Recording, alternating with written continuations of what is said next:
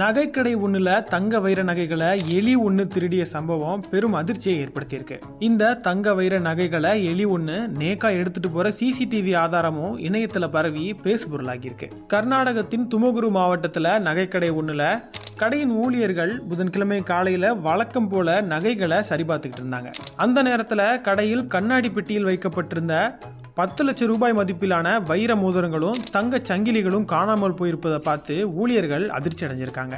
யாரோ நைட்டு கடையில இறங்கி கைவரிசையை காட்டிட்டாங்கன்னு பதறி கடையின் இரும்பு கதவுகள் உடைக்கப்பட்டிருக்கா, கடையோட சுவர்ல ஓட்டை எதுவும் போட்டிருக்காங்களா, பூட்டுகள் எதுவும் உடைக்கப்பட்டிருக்கா அப்படின்னு நகை கொள்ளையடிக்கப்பட்டதற்கான அடையாளம் எதுவும் இருக்கான்னு பார்த்தா அப்படி எந்த தடையுமே இல்லை. அவ்வளவு நேக்கா கைவரிசையை காட்டினது யாருன்னு சிசிடிவியை செக் பண்ணதுல தான் தெரிய வந்திருக்கு இந்த சம்பவத்தோட ஒரிஜினல் ஓனர் யாருன்னு.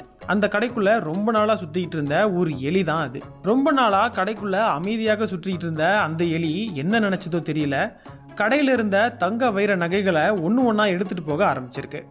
ஒவ்வொரு தடவையும் எலி நகைகளை திருடும் காட்சிகள் சிசிடிவி கேமரால பதிவாகியிருக்கு.